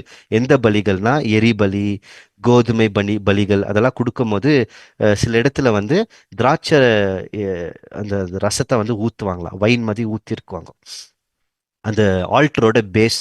அதெல்லாம் இது ஊத்துவாங்க. அப்போ பவுல் வந்து இதை ஒப்பிட்டு சொல்றாரு, என்னுடைய உயிரை நான் நான் நான் கொடுத்துட்டேன், வீணா சிந்துல, தேவனுடைய பலிப்பீடத்துல தேவனுக்காக நான் கொடுத்துருக்கிறேன் அப்படின்ற ஒரு கண்ணோட்டத்துல பேசினார். அதனால்தான் நமக்கு ஒரு பலிப்பீடம் உண்டுன்னு பேசியிருக்குவார். இது துக்கத்துல இல்லை, சந்தோஷம். அவருக்கு அநேக உபத்திரவம் வந்தாலும் அவருடைய பாடுகள்லாம் அவர் என்னத்தான் கருதினார்னா, அதாவது அவருடைய ஓட்டம் வாழ்க்கை எல்லாம் எப்படி கருதினார்னா, நான் தேவனுக்காக என்னுடைய உயிரை என்னுடைய ஜீவனை பரிசுத்த வேலையாக, அது ஆங்கிலத்துல சொல்லணும்னா ஹோலி சர்வீஸ் அப்படின்னு சொல்லலாம். ஹோலி சர்வீஸ்னா பரிசுத்த அழைப்பு, பரிசுத்த வேலை. இதை செய்ய வந்திருக்கிற. அப்போ என்னுடைய உயிர் இன்னைக்கு போதுன்னா ஏதோ ரோட்டுல சிந்தின தண்ணி மதி இல்ல, தேவனுடைய பலிப்பீடத்திலே இந்த உயிர் போயிருக்கு. இதை தாங்க கிறிஸ்துவ சொன்னாரு. உச்சக்கட்டமா யோசிச்சாங்களாம் இவங்க எல்லாருமே. அப்போ நம்ம புது சிருஷ்டியா நாம கூட வந்திருக்கிறோம். அப்போ நம்மளுடைய உயிர், அன்பு, நாம் தேவனுக்கு செலுத்துற ஒவ்வொரு சின்ன சின்ன பலிகளும் எப்படிதான் போகுது தெரியுங்களா? பான பலியா தான் போகுது. அதனால தான் அவர் என்ன பண்றாருன்னா, ரோமர் 12ஆம் அதிகாரம் 1ஆம் வசனத்துல உங்கள் சரீரங்களை தேவனுக்கு என்று சுகுந்த வாசனையா கொடுத்துருங்க, சுட்டு எரிச்சிடுங்கன்றார். சிம்பிளா சொல்லணும்னா உங்களுடைய சரீரத்தை சுட்டி எரிச்சிடுங்க, அப்பதான் சுகுந்த வாசனை போகும். ஒரு பொருளை நெருப்புக்குள்ள போட்டா தான் அந்த அந்த அதோடைய வாசனை மேல போகும், அது ஆவி மேல போகும். அப்போ என்ன சொல்றாருன்னா, நீங்க வாழ்க்கை இப்படி போட்டுடுங்க, தேவனுக்கு அப்படியே பலியா செலுத்திருங்க. இது செலுத்துறீங்க பாருங்க, இதுதான் நீங்கள் செய்யத்தக்கதான புத்தி உள்ள ஆராதனை அப்படின்றார். இதெல்லாம் அவருடைய சின்ன சின்ன எழுத்துக்கள்ல இருந்து பார்த்துட்டு கடைசியில அவர் முடிக்கும் போது இந்த வார்த்தையில முடிச்சார். இதை நம்ம படிச்சோம். அவருடைய வாழ்க்கையின் ஓட்டத்தின் கடைசி வார்த்தை ஓட்டத்தை பத்தி தான் பேசுறாரு. அதை கவனிச்சு பார்க்கும்போது நான் ஜெயிச்சிட்டேன்லாம் ஏதோ பெருமையில பேசல அவர், மாறாக நான் முடிச்சிட்டேன்.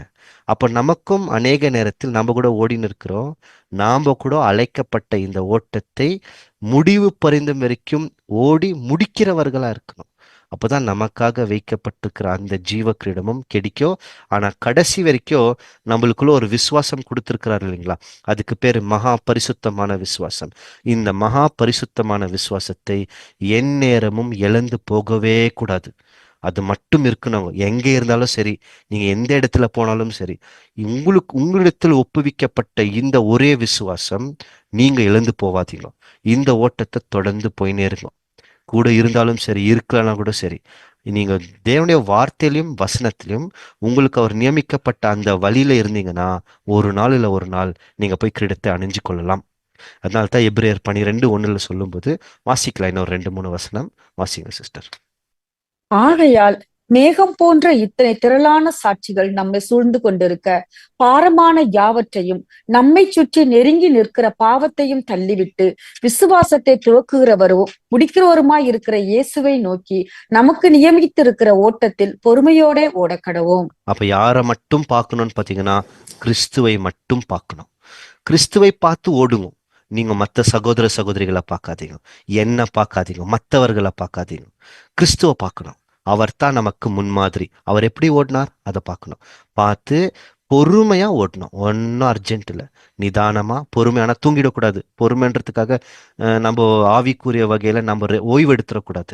அந்த கர்வாலி மரத்தில் தேவ மனுஷன் போய் ஓய்வு எடுத்த மாதிரி மாட்டிக்குவோம். ஓய்வு இருக்கக்கூடாது, ஓடினே இருக்கணும். நிதானமா ஓடினாலும் பொறுமையுடன் ஓடினாலும் நிக்காமல் ஓடினே இருக்கணும். அப்படி ஓடுகிறவர்கள் முடிவுல ஜெயிச்சிட்டாங்கன்னா அவங்களுக்கு என்ன கிடைக்குதுன்னு பார்த்தீங்கன்னா, அவங்களுக்காக வைக்கப்பட்டிருக்கிற ஜீவ கிரீடம் கிடைச்சிடும். இதனால தான் பவுல் பிலிப்பியர் 3:14 சொல்லும்போது, நமக்காக வைக்கப்பட்ட அந்த அந்த நியமம், அந்த பந்தய பொருளை நோக்கி, லக்கை நோக்கி தொடர்ந்து போயினே இருக்கிறான். அவர்னு சொன்னாரு, நமக்கோ சொல்வார், நீங்க இப்படி தொடர்ந்து போயினே இருங்கன்வார். பிலிப்பியர் 3:14 கிறிஸ்து இயேசுவுக்குள் தேவன் அழைத்த பரம அழைப்பின் பந்தய பொருளுக்காக லக்கை நோக்கி தொடருகிறேன். லக்கை நோக்கி அவரும் தொடர்ந்தாரு. நமக்கும் என்னன்னு பார்த்தீங்கன்னா, நாம கூட தொடர்ந்து போயினே இருக்கணும். அதனால தான் அவருடைய கடைசி வார்த்தையில சொல்லும்போது அவர் என்ன சொல்லி முடிச்சாருன்னா, எனக்கு மட்டுமல்ல, யார் யாரெல்லாம் இதற்காக காத்து நிற்கிறீங்களோ இவங்களுக்கும் கிடைக்கும். அப்போ எனக்கு மட்டும் கிடைக்கல, உங்களுக்கும் கிடைக்கும். எனக்கு இன்னைக்கு, உங்களுக்கு நாளைக்கு.